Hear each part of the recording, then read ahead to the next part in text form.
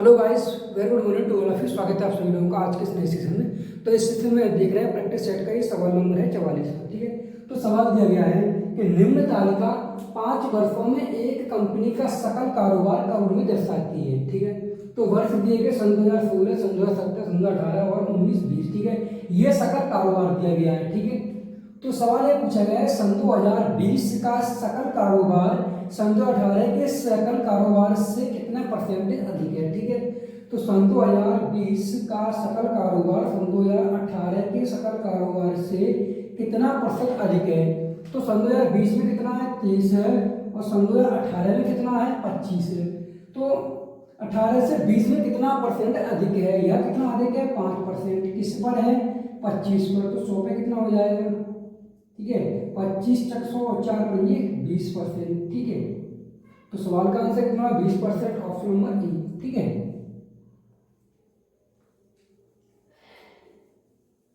सवाल नंबर 45वां ये है कि निम्नलिखित तालिका में विभिन्न खेलों को खेलने वाले विभिन्न स्कूलों के विद्यार्थियों की संख्या की जानकारी दी गई है। ठीक है, यहाँ पर खेल दिए गए क्रिकेट, टेनिस, फुटबॉल, बास्केटबॉल और बैडमिंटन। ठीक है, स्कूल दिए गए A, B, C, D, E। ठीक है, अब सवाल पूछा गया है कि सभी स्कूलों से क्रिकेट खेलने वाले विद्यार्थियों की कुल संख्या।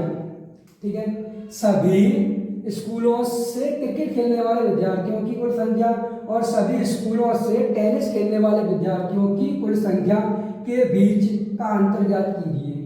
ठीक है, तो यहाँ पर दिया गया क्रिकेट, ठीक है, और यहाँ टेनिस।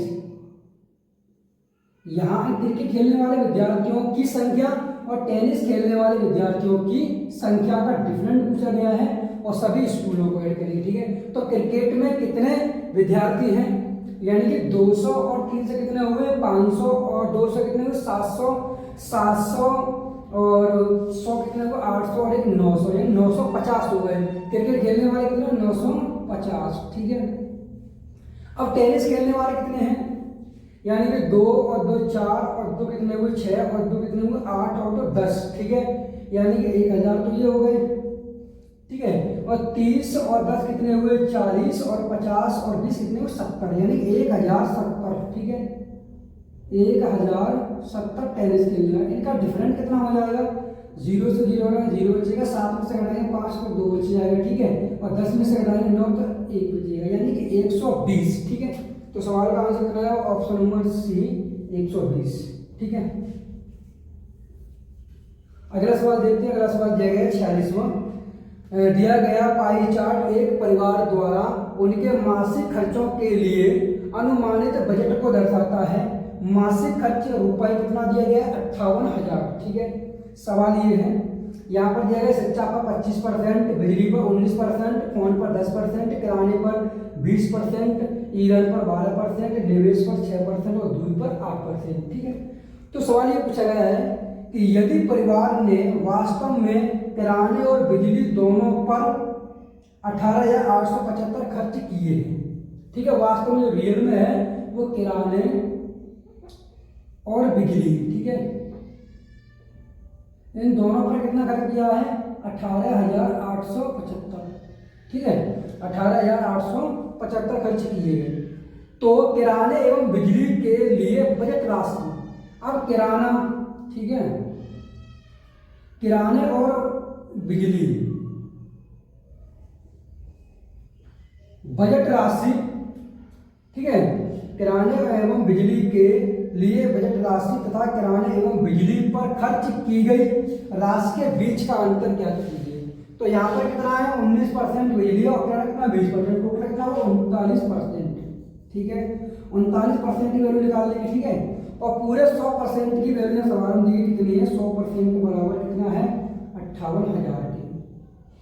ठीक है, तो यहाँ से 39% की वैल्यू निकालेंगे, 3200 हो जाएगा और गुणा 39। ठीक है, 2 जीरो को 2 जीरो कट जाएंगे, 39 गुणा करेंगे 58, यानी कि 1 जीरो तो आ जाएगा। ठीक है, हम लिख सकते हैं 58 गुणा 39। ठीक है, तो 9 8 72 के 2 यहाँ से कितने हुए, 7। ठीक है, यहाँ से कितने हुए, 7, और 9 पंजे 45 और 8 24। ठीक है, कितना हुआ, 69, और 7 ऐड करेंगे तो कितना हो जाएगा इसमें, यानी कि 76 के 6 यहाँ से कितने हो गए 7, ठीक है, और 5 दिया 15 और 7 22, ठीक है। अब इनका बराबर कितना आ गया ये 22,620, ये डिफरेंट पूछा गया है, ठीक है। ये है बजट और वास्तव, ये है वास्तव में और ये बजट के अनुसार, ठीक है। अब इनका डिफरेंट निकाल लेंगे, डिफरेंट कितना होगा, यानी कि ये घटाएंगे कितना 18,875, तो कितना बचेगा 10 में से घटाएंगे 5 तो 5 बच जाएगा, ठीक है। 11 में से घटाएंगे 7 तो कितना बचेगा 4 बचेगा, यहाँ घटाए 15 में से 8 घटाएंगे 7 बचेगा, और यहाँ से लेंगे यहाँ से 11 में से 8 जाएगा 3 बचेगा, ठीक है। 37 45, ठीक है। सवाल का आंसर हो जाएगा ऑप्शन नंबर सी, ठीक है। अगला सवाल देखते हैं 47 में दिया है कि निम्नलिखित बार ग्राफ 5 कंपनियों ए बी सी डी और ई की मांग और उत्पादन सैकड़े में को प्रदर्शित करता है, ठीक है। एक्स अक्ष मांग और उत्पादन सैकड़े को प्रदर्शित करता है, ठीक है, और वाई अक्ष कंपनियों को प्रदर्शित करता है। बार ग्राफ का अध्ययन ध्यानपूर्वक कीजिए और निम्नलिखित प्रश्न का उत्तर दीजिए, ठीक है। तो यहाँ पर दिया गया company A B C D E, ठीक है, और ब्लैक कलर में दिखाया गया है वो उत्पादन और मांग दिखाया है कि ब्लू कलर का, ठीक है। तो सवाल ये पूछा गया है 5 कंपनियों की औसत मांग और औसत उत्पादन के बीच अंतर ज्ञात कीजिए, ठीक है। 5 कंपनियों का औसत मांग और औसत उत्पादन के बीच का अंतर निकालना, ठीक है। तो यहाँ पर कितना ये ई कंपनी है, पहले हम देखें उत्पादन, ठीक है, यानी कि उत्पादन और मांग, ठीक है। औसत का अंतर पूछा गया है, ठीक है। तो यहाँ से हम देखेंगे उत्पादन कितना है, यहाँ कितना है 45, ठीक है, 45, और ये कितना है 40, 45 और कितना है 85 हो गया, ठीक है, 85, और ये कितना है 25, 85 में हम 25 ऐड कर देंगे तो कितना हो जाएगा 110, ठीक है। 110 में 40 ऐड करेंगे तो 150 हो जाएगा, ठीक है। 40 कितना हो जाएगा 150, 150 में 30 ऐड कर देंगे तो कितना हो जाएगा 150 में 30 ऐड करेंगे तो 180, ठीक है। तो उत्पादन कितना होगा 180, ठीक है। और अब देखेंगे मांग, ठीक है। मांग यहाँ कितना है 40, ठीक है, 40 ये हो गया और 30 ये हो गया, ठीक है। 40 और 30 70, ठीक है, 70 और 30 कितना हो गया 100, 100 और ये कितना है 25 है, 100 और 25 125, 125 और 35, ठीक है, 125 और 35 कितना हुआ 160, ठीक है। अब यहाँ डिफरेंट कितने का है 20 का, ठीक है। और कितने हैं कंपनियां 1 2 3 4 5 कंपनी 5 का भाग देंगे, ठीक है, एवरेज निकालेंगे। डिफरेंट आया था 20, एवरेज निकालेंगे तो 5 का भाग देंगे, कितनी मतलब है 4, ठीक है। और इसमें दिया गया है सैकड़े में दिया गया है तो 100 मल्टीप्लाई हो जाएगा, ठीक है। तो सवाल का आंसर कितना है 400, ऑप्शन नंबर, ठीक है। अगला सवाल देखो, अगला सवाल दिया है निम्न तालिका एक परीक्षा में गणित और विज्ञान में विद्यार्थियों द्वारा प्राप्त अंकों के आधार पर 100 विद्यार्थियों के वर्गीकरण को दर्शाता है, ठीक है। तो यहाँ विषय दिए गणित विज्ञान या औसत है कुल योग, ठीक है। 80 और इससे अधिक, ठीक है, 60 और इससे अधिक, 40 और इससे अधिक दिया गया है, 20 और इससे अधिक और 0 और इससे अधिक, ठीक है। तो सवाल पूछा गया है तो कुल योग के रूप में 40% से कम अंक, यानी कि 40%, ये क्या 40%, 40 और इससे अधिक, ठीक है, 40% से कम अंक प्राप्त करने वाले विद्यार्थियों की संख्या, ठीक है। ये कितने हैं टोटल 78, ठीक है, और टोटल विद्यार्थी कितने हैं 100, ठीक है। ये क्या है एवरेज में दिया गया है। यहाँ डिफरेंट कितना हो जाएगा 22, ठीक है। तो सवाल का आंसर कितना हो जाएगा 22, ऑप्शन नंबर डी, ठीक है। अगला सवाल देखते हैं, नीचे सवाल दिया गया है कि निम्नलिखित दंड आरेख 2 क्रमागत वर्ष 2021-2022 के दौरान एक प्रकाशन कंपनी की 6 शाखाओं ए बी सी डी ई और एफ से पत्रिकाओं की बिक्री हजारों में को दर्शाती है, ठीक है। तो यहाँ सवाल दिया गया है कि दोनों वर्षों के लिए शाखा सी की कुल बिक्री, इसकी बात की सी की कुल बिक्री, ठीक है, सी की कुल बिक्री, और दोनों वर्षों के लिए शाखा एफ की कुल बिक्री का कितना प्रतिशत है, ठीक है। तो यहाँ पूछे कितना परसेंट है, तो सी में कितना है 95 और 110 कितना हो जाएगा ये, यानी कि 205, ठीक है। सी में कितना है 205 और एफ में कितना है, एफ में 70 और 80 कितना हो जाएगा 70 और 80, ठीक है 150, ठीक है।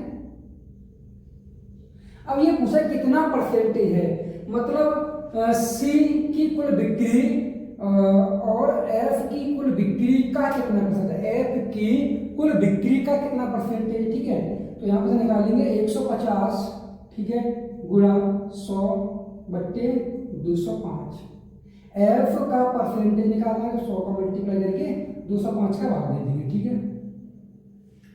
सॉल्व कर लेंगे इसे, 5 से काटेंगे तो 5 3 15 और यहाँ 5 है 5 6 20, 5 एकम 5, ठीक है। अब कितना हो जाएगा 3000, ठीक है।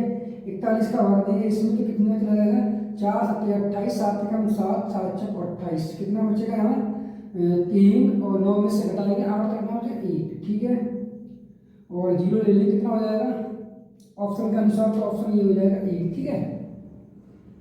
अगला सवाल देखिए 50वां कि दी गई तालिका का अध्ययन कीजिए और नीचे दिए गए प्रश्न का उत्तर दीजिए। तालिका 4 अलग अलग शहरों से एक प्रवेश परीक्षा में उपस्थित हुए उम्मीदवारों की संख्या लाखों में तथा उसमें उत्तीर्ण और अनुत्तीर्ण हुए उम्मीदवारों का अनुपात दर्शाती है, ठीक है।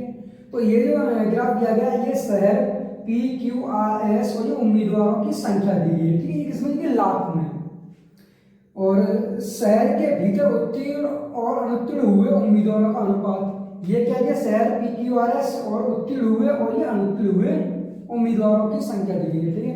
तो यह सवाल पूछा गया है कि शहर Q से परीक्षा में उत्तीर्ण हुए उम्मीदवारों की संख्या सभी शहरों से एक साथ उपस्थित हुए उम्मीदवारों की कुल संख्या का कितना परसेंटेज है, ठीक है। तो पहले हम निकालेंगे उत्तीर्ण हुए उम्मीदवारों की संख्या, किसकी बात की है इसमें, शहर Q की। शहर Q में उत्तीर्ण हुए उम्मीदवारों की संख्या, तो यहाँ पर उत्तीर्ण कौन से हैं, ये वाले हैं 3, ठीक है। 3 उत्तीर्ण हुए Q, शहर Q की बात की गई है, ठीक है। 3 उत्तीर्ण हुए, टोटल थे कितने, यानी कि 10 थे, ठीक है, अपॉन 10, ठीक है। और यहाँ पर Q शहर में कितने थे टोटल विद्यार्थी 2.26, ठीक है, यानी कि 2.26, ठीक है। इसे हम सॉल्व कर लेंगे, तो सॉल्व करेंगे 6 18 के 8 हासिल 1 और 3 दूनी 6 और 1 7, ठीक है, और 3 दूनी 6 और ये भाग लगा कितना है पॉइंट यहाँ आ जाएगा, ठीक है। 1, ठीक है, 10 का इसे भाग देंगे तो पॉइंट कहाँ जाएगा, यहाँ आ जाएगा, ठीक है, यानी कि 0.678। अब यहाँ पूछा गया है ये क्या हुआ, उत्तीर्ण हुए उम्मीदवारों की संख्या, ठीक है। अब पूछा गया सभी शहर से एक साथ उपस्थित हुए उम्मीदवारों की कुल संख्या का कितना परसेंटेज है, ठीक है। तो टोटल कितने, ठीक है, उपस्थित हुए हैं ये टोटल ऐड कर लेंगे, ठीक है, और परसेंटेज निकालेंगे। ये कितना है 0.678 अपॉन टोटल कितने हैं, यानी कि 40 और ये कितना है 10 और 26 और ये 12 कितना हो जाएगा ये 48, 48 और 46 कितना 94, ठीक है, 94। और यहाँ कितना हो जाएगा 1 और 2 3 4 5 6, ठीक है, 6.94 गुणा 100, ठीक है। परसेंटेज निकाले तो गुणा 100 हो जाएगा, ठीक है।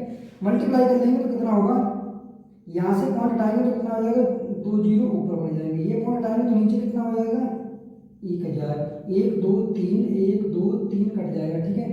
6 7 8 0 और भाग कितने का लेंगे 694 का, ठीक है। अब भाग इसमें देंगे तो लगभग कितनी बार चला जाएगा,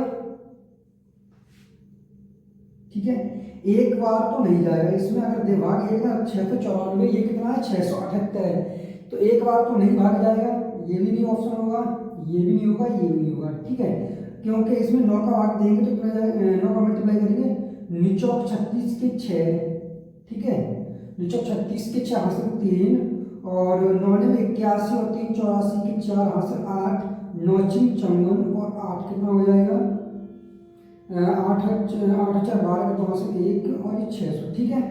घटाएंगे यहाँ से कितना बचेगा, 10 में से 4 जाएगा, 6 जाएगा, 4 बचेगा, ठीक है। और 7 में 4 घटाएंगे 3 बचेगा, और 7 में तो 2 घटाएंगे तो कितना बचेगा 5, ठीक है। अब इसमें भाग ले जाएगा, पॉइंट लगा देंगे, 0 लगा देंगे, ठीक है। तो सवाल का आंसर क्या हो जाएगा 9.77%, ठीक है।